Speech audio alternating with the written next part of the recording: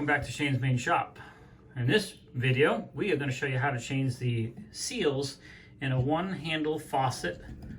This is a Delta. It's pretty common for peerless to be this setup as well. But what we have for an issue is a dripping faucet. It's a slow drip, but it is dripping, and that will make the well pump come on more often. And if it's on hot water, of course, it make the furnace come on. So we bought a universal repair kit because there's a couple different options inside this kit for a couple different faucets. We're going to show you how to get this thing apart and replace that so you can stop this drip. The first thing you want to do is remove the top of this cap right here. When you get that popped off, it's going to reveal a Phillips screw. In this case, let me move the camera this way. So we're going to go ahead and remove that next and get this handle out of our way. Okay, in this case, it's a Phillips screw, like I said. I'm going to go ahead and remove that screw. And then the handle should slide off like that. And we'll just set that aside. Now, there is a nut on top here. Here's your one arm handle here that we got to deal with. But there is a nut on top here we got to loosen up to be able to pull all this off. But before we do that, we need to go underneath and shut off the water to the sink. You could use an adjustable wrench on this. It's somewhat of a wrench setting. It's just very, it's not really a nut. It is, but I'm going to use a pair of water pump pliers that have brass teeth here, so it lessens the chance of damaging the faucet. Okay, I've got it shut off underneath. I'm just going to turn it on and make sure I don't have any water. All right, good. So that's good. Then we're going to use the water pump pliers to hopefully break that nut loose. All right, so this, I could not get that to break loose with this. Ended up slipping and pinching my finger, got a black and blue. I went down and got this grip wrench here, and even this struggled, but finally I got the grip wrench wet, so it would grab on it, and I finally was able to get that to break loose. I'll put a link for both of these if I can find them in the description. This is the better way to go, obviously, but it just would not come loose. And this here it's just a universal grip wrench, which really works. Don't use these very often, but boy, it saved me in this case, because I would have had to put a pipe wrench on this, and the teeth would have dug into this and destroyed it. By using this, did no damage, and I was able to get that broke loose. So now I'm going to go ahead and unscrew this top piece here. Put that in the middle so this will come off, and we can set that aside. Now, before we go crazy pulling everything apart, I just want to show you the new package here. Let me just spread this out a little bit.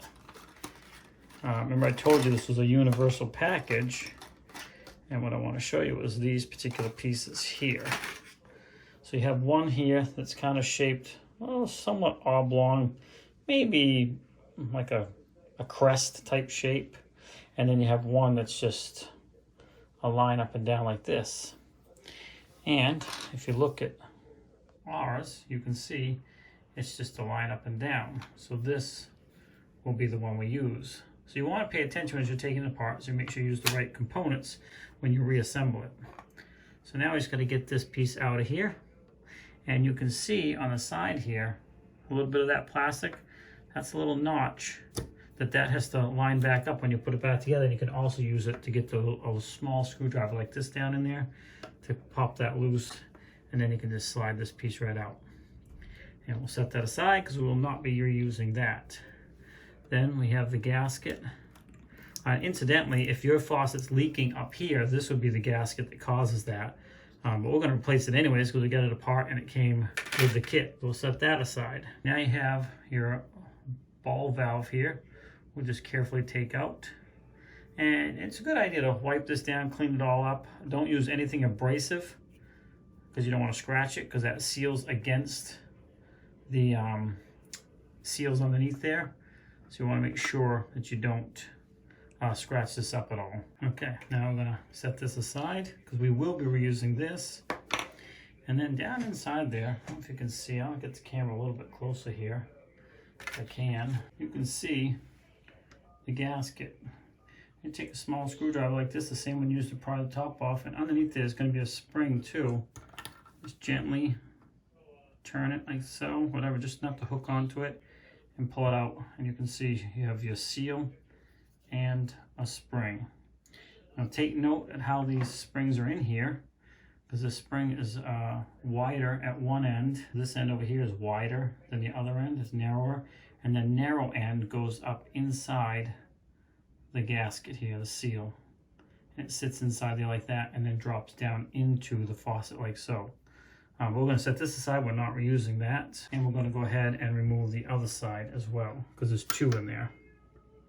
You'll notice there's 3 holes down in here, the 2 that have the gasket and the one that allows the water to come out the faucet here. The 2 back ones are where the gaskets are in, and that's where you're going to put them back into once you get them out. So here's the other one. So we'll set that aside. It's a good idea too to pull your drain up on your sink so you don't lose anything down in there as well. So here's the new one. There's my spring. I'm gonna put the narrow side up inside the gasket like that. Seal, I mean. I'm gonna set the screwdriver down inside there like so. And then I'm just gonna put the screwdriver down in the hole and let that slide down in there like so. And just make sure that's in position. And then we'll grab the other one, seal on there with the opening down or up towards this. So I can put the narrow end inside there like that. And then we'll go ahead and drop that into the other side. So there's the 2 gaskets are in the back of that hole with the spring. Now I'm going to take the ball valve, and you'll notice the ball valve has kind of a funny shaped top here.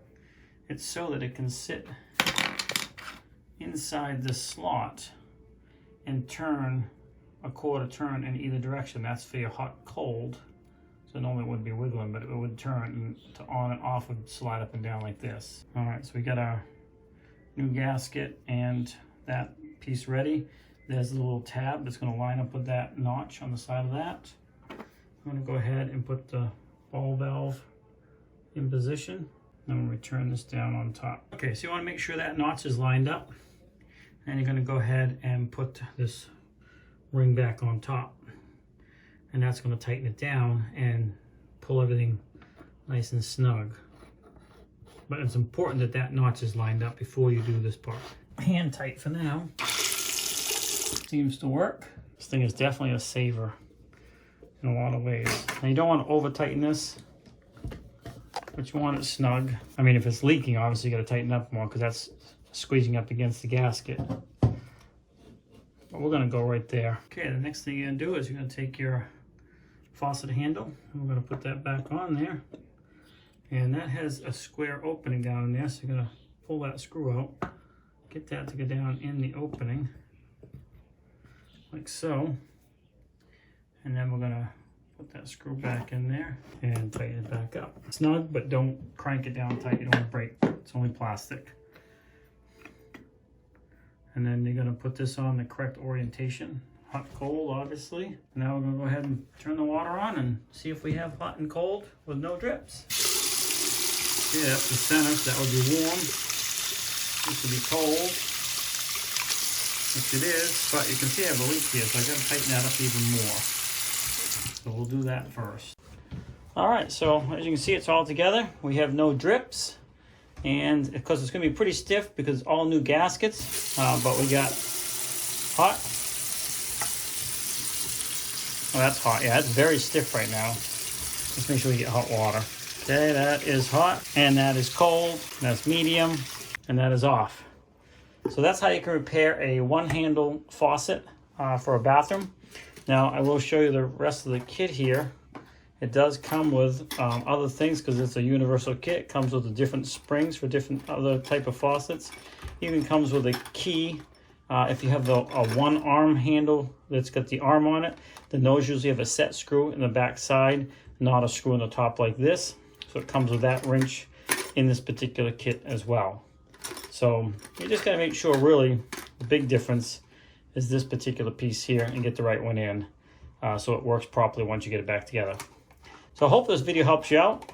I appreciate you swinging by Shane's Main Shop. The best way you can help me out is watch the video to the end, like, comment, subscribe, hit the bell button, and if you want to take it a step further, down in the description there's a couple links you can help us out that way as well. We appreciate you swinging by. Have a great day, and we'll see you in the next video.